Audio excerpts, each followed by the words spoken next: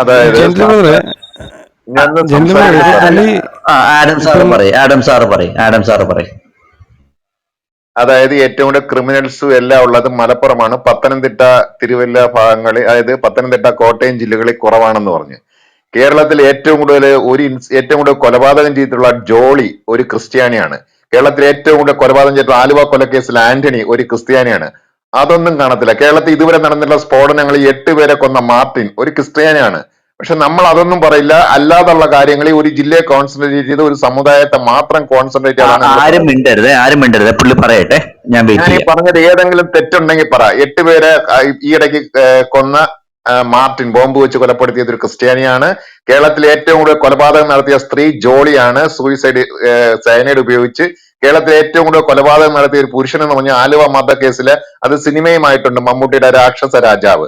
അതിൽ 6 പേരെ കൊന്ന ആന്റണിയാണ്. അദ്ദേഹത്തിന് വധശിക്ഷ കാത്ത് കിടക്കുകയാണ്. ജോളി അത് കണക്ക് തന്നെയാണ്.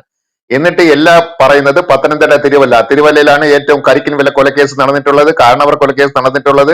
അങ്ങനെയുള്ള സീരിയസ് ആയിട്ടുള്ള ഏറ്റവും കൂടുതൽ ഒഫൻസ് നടന്നിട്ടുള്ളത് പത്തനംതിട്ട ജില്ലയിൽ തന്നെയാണ്, അല്ലാതെ മലപ്പുറം അല്ല.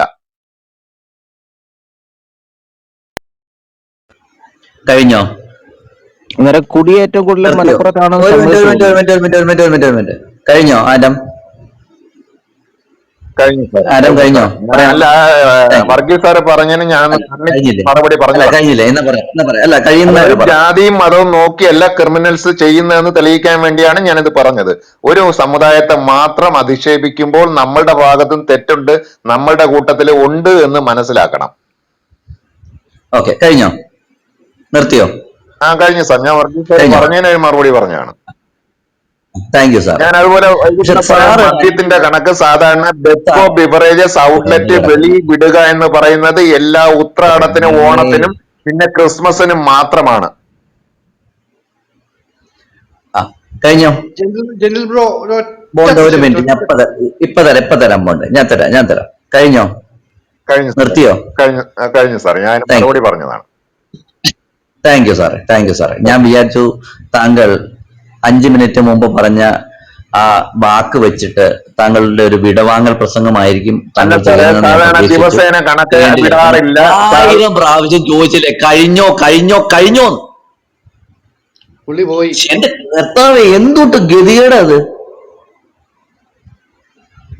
പുള്ളി താഴെ ഉണ്ടല്ലോ, താഴെ ആക്കിയതാണോ ആരെങ്കിലും? ഞാനല്ല, ഞാൻ കൈ തല വെച്ചോണ്ടിരിക്കുകയായിരുന്നു. രാവിലെ എഴുന്നേറ്റ് വേറെ പണിയില്ല. പോട്ടെ. ഞാൻ എന്താ പറയാമെന്ന്, ഇദ്ദേഹം പറഞ്ഞത് അദ്ദേഹത്തിന്റെ മാന്യതയുള്ള ഒരു വ്യക്തിയാണെങ്കിൽ പറഞ്ഞ വാക്കിന് വില വേണമായിരുന്നു. ഇനി ഇദ്ദേഹം പറഞ്ഞു മലപ്പുറമാണ് മദ്യവിൽപ്പനയിൽ ഏറ്റവും കൂടുതലെങ്കിൽ കാണിച്ചു തന്നാൽ ഞാനിത് നിർത്താമെന്ന്. ഇദ്ദേഹം വിചാരിച്ചു ഓണത്തിനും ക്രിസ്തുമസിനും കുടിക്കുന്നത് മാത്രമേ മദ്യമാവുള്ളൂ, ബാക്കിയെല്ലാം ബാറിൽ കിട്ടുന്നത് അവിടെ കിട്ടുന്നതൊക്കെ പച്ചവെള്ളമായിരിക്കും. എന്റെ എന്നാ അങ്ങനെയെങ്കിൽ അങ്ങനെ അതായിരിക്കും എന്ന് വെച്ചു. അപ്പോ ഞങ്ങൾ ക്രിസ്മസിനും ഓണത്തിനും അല്ലാതെ ഇടയ്ക്കൊക്കെ കണക്ക് വിട്ട ഇവിടെ പലതും പുറത്തു വരുമെന്ന് ഇപ്പോ ആഡമിന് മനസ്സിലായല്ലോ. ഇനി 4 കൊലപാതകങ്ങൾ നിങ്ങൾ പറഞ്ഞു, 4 കൊലപാതകം 40 എണ്ണം ഞാൻ പറഞ്ഞു തരണോ? ഒന്ന് വെയിറ്റ് ചെയ്യേ, ഞാൻ ലിസ്റ്റ് ഒന്ന് എടുത്തോട്ടെ. അല്ല, പുള്ളി ഒന്ന് മേലോട്ട് എടുത്ത ഒന്ന് ഇൻവൈറ്റ് ചെയ്തേ ആഡത്തിനെ. ആഡം മേലോട്ട് കയറി. ആഡം ഈ പരിപാടിയാണ് ആഡം ഈ റൂമിൽ സംസാരിക്കേണ്ടത്. ആഡം ഇങ്ങനത്തെ പരിപാടി നടക്കത്തില്ല. താങ്കൾക്ക് പറഞ്ഞു കഴിഞ്ഞിട്ട് ഇവിടുന്ന് ഇറങ്ങി ഓടുന്ന പരിപാടി നടക്കത്തില്ല. ഞങ്ങൾ പറയുന്നത് കേൾക്കാനും അതിന് മറുപടി പറയാനും താങ്കൾ ബാധ്യസ്ഥരാണ്. കയറി വാ ആഡം. ഒന്ന് ഇൻവൈറ്റ് ചെയ്തേ മോട്സ് പുള്ളി ഒന്ന്. ഞാൻ മോളിലേക്ക് ക്ഷണിച്ചിട്ടുണ്ട്.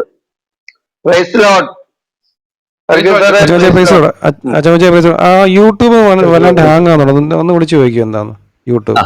ഇതാ ഞാൻ ക്രൈംസ് വായിക്കാൻ പോവാണ്. ഞാൻ ഈ സ്ക്രീനിൽ നിന്ന് പുറത്തേക്ക് പോകും. അപ്പോ വോയിസ് പോയാൽ നിങ്ങൾ സംസാരിച്ചോളൂ, എനിക്ക് അറിയത്തില്ല, അതുകൊണ്ടാണേ. ഞാൻ വായിക്കാൻ പോവാം. കേൾക്കാനുണ്ടോ? കേൾക്കാം ക്ലിയറാ കേൾക്കാം. Muhammad Nisham A is a businessman and a convicted criminal notable for Chandrabose murder case and is currently lodged in prison. Times of India, 13th October 2022. Kerala human sacrifice case. 61 packets of body parts found. Mohammed Shafi, a 52-year-old man accused in murder in Elandur, Pathanamthitta. ഇവിടെ വന്ന് ചെയ്തത് ആരാന്ന് നിങ്ങൾ കണ്ടോ. Mohammed Roshan's illicit business with Shruti 8 hours ago. Kochi police on Wednesday nabbed 2 youngsters in possession with the possession of banned MDMA. Shruti, a native of Thrissur, and Mohammed Roshan. Okay? അടുത്തത് കേട്ടോ. The mastermind of Kerala human sacrifice case. Mohammed Shafi. Okay? എത്ര എണ്ണം വേണം പോന്നെ, എത്ര എണ്ണം. Kerala double murder case, master mind Muhammad. Okay, അതാണ് കേട്ടോ, കഴിഞ്ഞിട്ടില്ല. Kerala human sacrifice, Kerala honour killing, Abees Muhammad kills minor daughter, 8th November 2023 news paper. Marad massacre. Marad massacre were 2 incidents of religious violence that occurred in 2002-2003 at Marad beach in Kerala. Muhammad Ashkar. പേര് മുഴുവൻ മുഹമ്മദ്, വേണേ ഞാൻ വായിക്കണോ? നബി നിന്ന് നടത്തുവാണേ. അല്ലല്ല, ഞാൻ ഇതെല്ലാം വായിക്കുന്നതാ. ഇത് കേട്ടോ, ഞങ്ങളെ മുഹമ്മദിനെ നബി നിന്ന് നടത്തുവാണ്. ഇല്ല, ഇതിലുള്ള പേപ്പറിലുള്ളത് വായിക്കുന്നതാ, അല്ലാതെ ഞാൻ ഉണ്ടാക്കി വായിക്കുന്നതല്ല. Kerala High Court suspends conviction of Lakshadweep MP. അതുപോലെ Kerala professor's hand cut off 13 years ago. Man accused arrested. Sabad, who was an activist of banned PFI. Okay. Muhammad Nisha booked for attack on co-prisoner. ജയിലിൽ കിടന്നിട്ട് 6/2/2022 Mathrubhumi English ന്യൂസിൽ. Fake holy man Muhammad Shafi is main accused in rape of 75-year-old. എന്റെ പൊന്നെ. 11th October 2022 Kerala Comedy. എത്ര എണ്ണം വേണം, എത്ര എണ്ണം വേണം? ഞാൻ പറഞ്ഞു, നിങ്ങൾ പറ, അത്ര എണ്ണം ഞാൻ കണ്ടുപിടിച്ച് വായിക്കാം. ഇങ്ങനെയൊക്കെ ഉണ്ടായിട്ടും കേൾക്കാനില്ലേ? മൂന്നാമത്തെ ആളിനെ വായിച്ചു കഴിഞ്ഞപ്പോൾ ആദാം ഇവിടുന്ന് ഓടി. മൂന്നാമത്തെ ആളിനെ ഞാൻ 6 എണ്ണം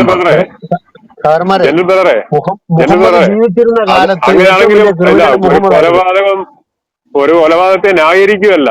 പക്ഷെ ഇപ്പൊ ലാസ്റ്റ് നടന്ന എന്തോ ശബരിനാഥോ, അവന്റെ പേര് ഞാൻ മറന്നുവല്ല, സോറി, ആ പുള്ളിക്കാരനെ കൊന്നത് എങ്ങനെ? മലിനജലവും കുടിപ്പിച്ച് ഇഞ്ചിഞ്ചായിട്ടല്ലേ അവനെ കൊല്ലുന്നത്. സാർമാരെ, മുഹമ്മദ് ജീവിച്ചിരുന്ന കാലത്ത് ഏറ്റവും വലിയ ക്രിമിനൽ മുഹമ്മദ് ആയിരുന്നു. അതിനുശേഷം മുഹമ്മദുമാരാണ് ലോകത്തിൽ ഏറ്റവും കൂടുതൽ കുറ്റകൃത്യങ്ങൾ ചെയ്തിട്ടുള്ളത്.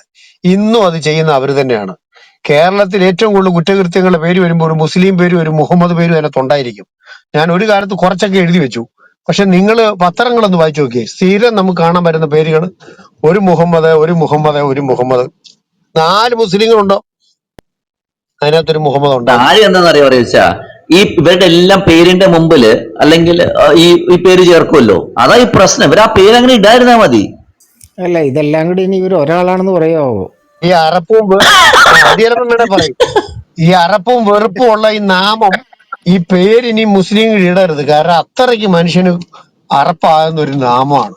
കുറ്റകൃത്യമാണെങ്കിൽ അതിന് മുമ്പില്, കൊള്ളയടിയാണെങ്കിൽ അതിന് മുമ്പില്, തോന്നിവാസമാണെങ്കിൽ അതിന് മുമ്പില്, പെണ്ണുപിടിയാണെങ്കിൽ അതിന് മുമ്പില്, എല്ലാത്തിനകത്ത് ഇയാളുണ്ട്, ഈ പേരുണ്ട്. ഈ കുണ്ടിൽ സ്വർണം കൊണ്ടുവരുന്നത് മൊത്തം മുഹമ്മദ് അറിയോ? കുണ്ടിൽ